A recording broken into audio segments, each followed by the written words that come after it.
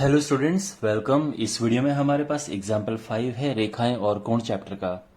यहाँ पे क्वेश्चन में फिगर नहीं है, ध्यान रखना। क्वेश्चन में गिवन नहीं है। आप देख सकते हैं जो उदाहरण है उसमें यह नहीं बोला गया कि इस आकृति में देखो। तो कहने का मतलब यह है कि यह हमें खुद बनाना है, अपने आप बनाना है। अब यहाँ पे देखो, तो क्वेश्चन जो है वो मैं आपको समझाता हूं कि दो रेखाएं हैं और एक तिर्यक रेखा है। अब जो इनके एंगल के जो सम द्विभाजक यानी जो बाइसेक्टर हैं, ठीक है, यानी अगर हम ये दो संगत कोण हैं, कॉरेस्पॉन्डिंग एंगल्स, और इनका सम द्विभाजक यानी ये लाइन हमने ड्रॉ कर दी तो ये इक्वल है। इसी तरह से ये लाइन ड्रॉ कर दी तो ये भी इक्वल है। ठीक है ना, इसको ऐसे कर देते हैं। अभी हमें पता नहीं कि इक्वल है या नहीं है, बट ये और ये आपस में भी इक्वल हैं, ये और ये आपस में इक्वल हैं। अब क्वेश्चन, चलो इनका नामकरण करते हैं। ये P है, ये Q है, ये R और ये S, A B C D और ये E है और ये F है। ठीक है, क्वेश्चन में ये बोला गया है कि जो ये समद्विभाजक हैं, ये बाइसेक्टर हैं, ये आपस में पैरेलल हैं, यानी जो BE है ये समांतर है CF के। ये क्वेश्चन में गिवन है, ठीक है, दिया है ये। और हमें सिद्ध करना है, क्या प्रूफ करना है हमें सिद्ध करना है कि जो PQ है वो समांतर है RS के।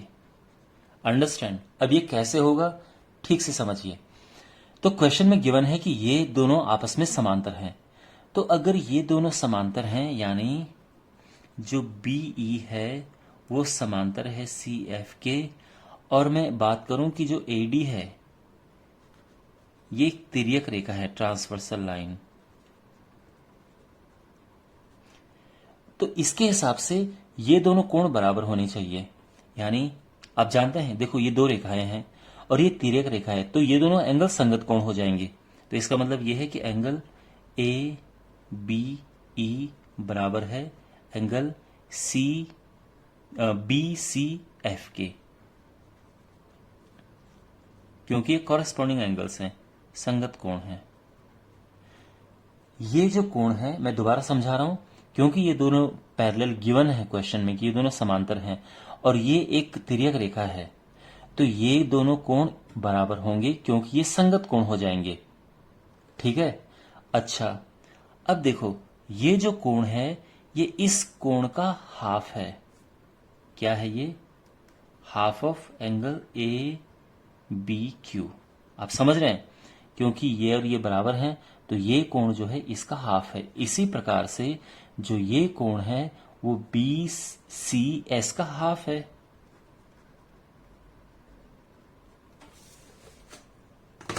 अंडरस्टैंड? यहां तक सब क्लियर है? अब ये हाफ से हाफ काट दो तो हमें मिलेगा angle ABQ is equal to angle BCS। यानी इतना हमें पता चल गया कि जो ये एंगल है और ये एंगल है ये इक्वल है। तो जब ये इक्वल होते हैं, संगत कोण जब इक्वल होते हैं तो ये रेखाएं पैरेलल होती हैं। ठीक है, तो चूंकि संगत कोण बराबर हैं, देखो जब हम इन दोनों कोणों की बात करेंगे, जब हम इन दोनों रेखाओं की बात करेंगे, तो और ये तिर्यक रेखा है तो उसके हिसाब से ये दोनों कॉरेस्पॉन्डिंग हो जाएंगे। देखो ये जो दो लाइन होती हैं, अगर मैं कोई लाइन ऐसी ड्रॉ कर दूं तो ये और ये होंगे संगत कोण, ये याद रखना। अगर ये कोण बराबर हुए तो ये रेखाएं पैरेलल होती हैं, समांतर होती हैं। ठीक है ना, और ये तो हमें पता चल गया है कि ये दोनों कोण बराबर हैं, तो हम ये कह सकते हैं कि जो PQ है वो समांतर है RS के। आपको समझ आ गया? तो इसको हम ये कह सकते हैं कि जो संगत कोण की एक प्रमेयिका है, उसका एकदम विपरीत है ये। तो देखो संगत कोण की क्या प्रमेयिका है, आपको पता होगा कि जब दो रेखाएं समांतर होती हैं तो उनके संगत कोण बराबर होते हैं, ये आपने पढ़ा होगा, पिछले वीडियोस में देखा होगा। अब यहां पे मैंने उल्टा कर दिया है, यहां पे यह है कि भाई अगर ये एंगल, कॉरेस्पॉन्डिंग एंगल बराबर होंगे, संगत कोण बराबर होंगे, तो रेखाएं पैरेलल होंगी, और ये हमारा आंसर आ गया, हेंस प्रूव्ड।